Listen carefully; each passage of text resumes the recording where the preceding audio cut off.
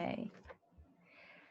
So welcome everyone. Thank you so very much for joining us tonight here to this meet and greet for Aspire's Asian American Women in Leadership Conference.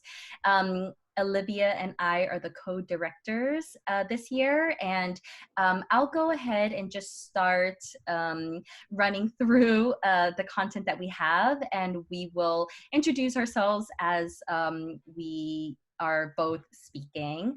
And I just also want to, my apologies, I just want to make sure that I can still see if people are coming in or not, since I have to let them in. Okay, so I think I should be fine. So what the agenda is for today is Olivia and I will do an introduction to Aspire and the conference. Then we'll have half an hour where we're going to break out into the meet and greet group. So two breakout groups where for 15 minutes each, you'll learn about each of the different committees. Then we'll all come back together and we will, if there's any questions that people have, and then also talking about what the next steps look like. And then at the end, it's totally optional, but if you'd like to stay and be able to meet one another, we'll have half an hour of networking. Can you go to the next slide?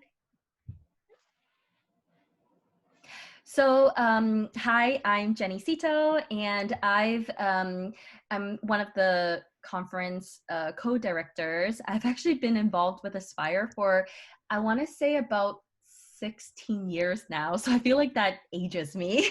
But in any case, I ran the conference back in 2013 and 14, and then I'm kind of back because I really love the conference, and we're excited about this new model this year. With everything going on, we're going to run it virtually, and so this will be the 12th conference coming up. So Aspire stands for Asian Sisters Participating in Reaching Excellence. And it's actually the first organization in the nation to kind of provide this cross-generational programming and networking opportunities to empower Asian American women and girls.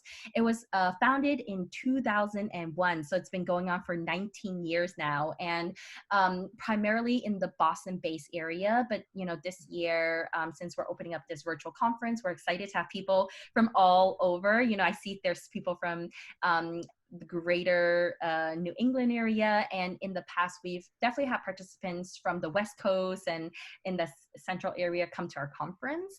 And so can you go to the next slide? Thanks. So Aspire's mission statement is to build and empower a community of Asian American women leaders through identity development, mentorship, and education. So we currently, over the last 19 years, we've accomplished this through many different programs that kind of have, we kind of ebbed and flowed. And so we have three main programs that we currently offer. Next slide. So just a little bit of information about who Aspire's for. Again, primarily we've been based in the Boston area. We primarily target, high school and college young women, as well as professional women in the early to seasoned professionals. And what we offer is to navigate lifetime opportunities, career choices, both academic and personal and professional development, to learn from other Asian American women's accomplishments and insights, to gain a better understanding of the working world, and then, to develop skills that will help them prepare for the real world. Next slide, please. And then so, like in a nutshell, it's a mentorship network.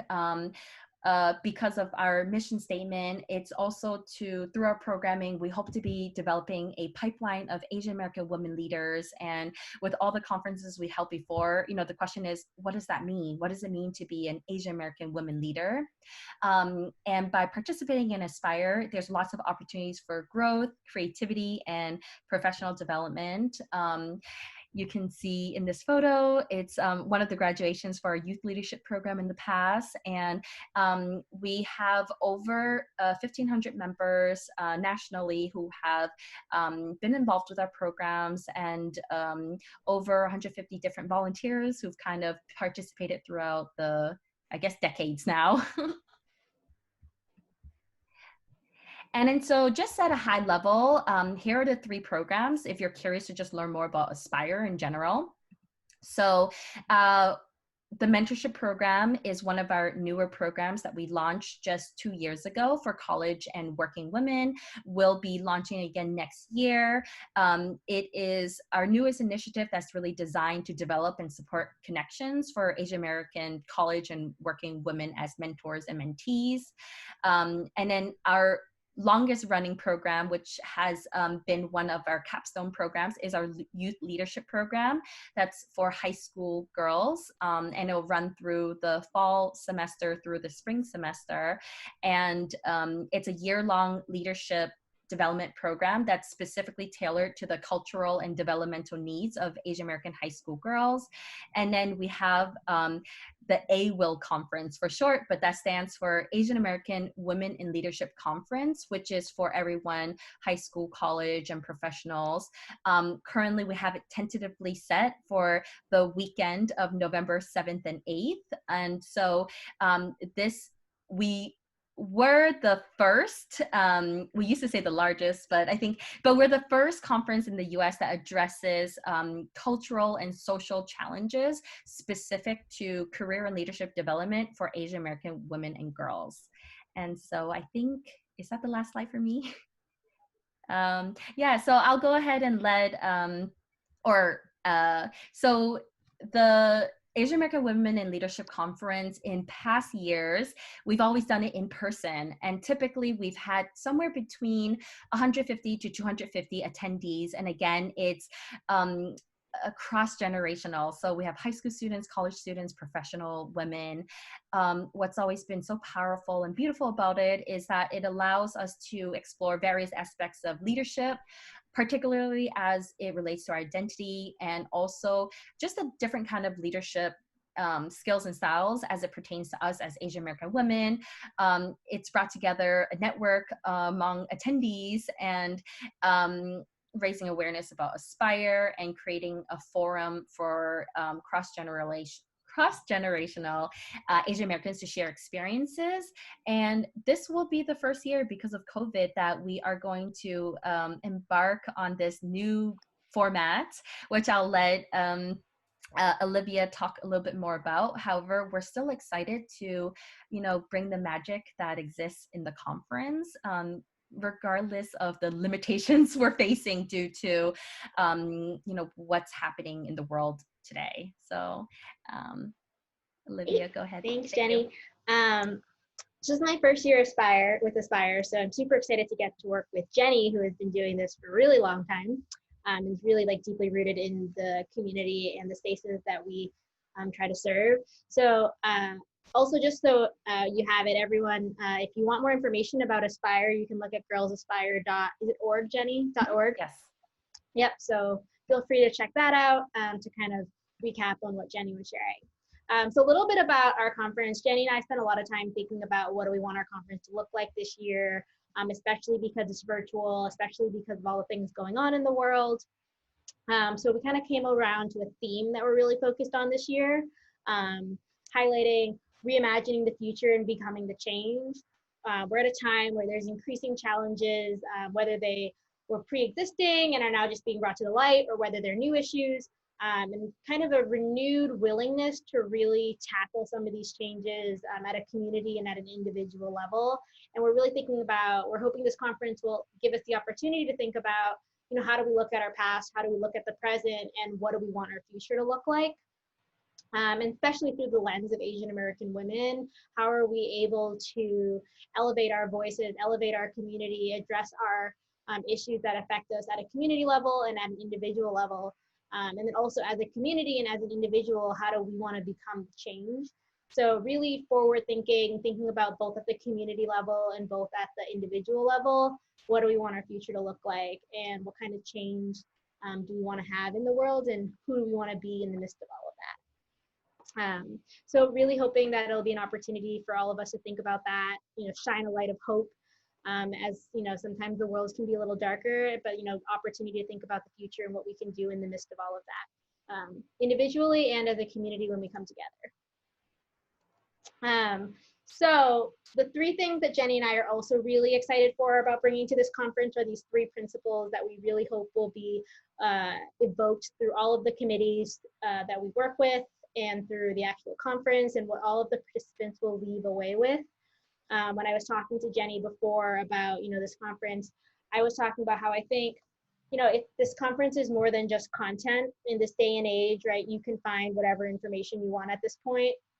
On Google, on YouTube, right? If you want to hear someone speak, like you no longer have to do that in person or like go to the library or whatever. It's all like on the internet at this point.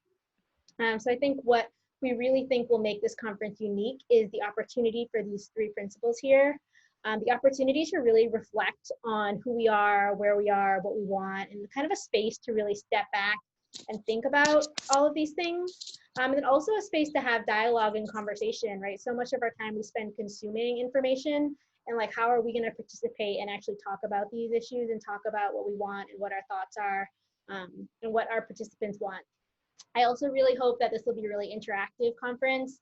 I think all of us have been on a bajillion Zoom calls at this point.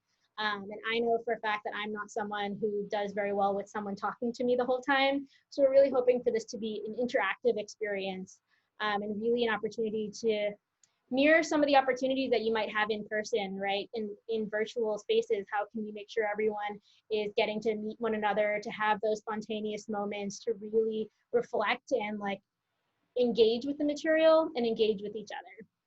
And the final one is really around community.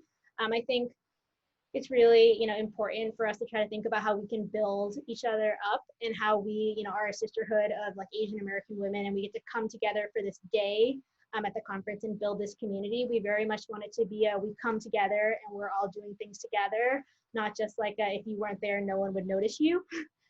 So we're really hoping to build up the community. So these are kind of the three big principles that we're hoping to evoke in the entire conference, and we're really excited to work with a team of committee volunteers and ambassador volunteers, which we'll talk about in a moment, to kind of bring our dreams to life.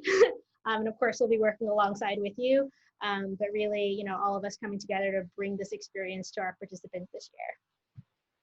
So a little bit about the roles. I'll talk about this at a high level, but Jenny and I are gonna, go into breakout rooms in just a moment to talk a little bit more specifically about these. So there are two committees and then one extra thing called an ambassador. So the Speaker Relations Committee is really involved around getting all of the programming for the entire conference on the 2 days. Everything from getting speakers and facilitators and thinking about what is the schedule and the flow and how are participants going to be engaged during the sessions.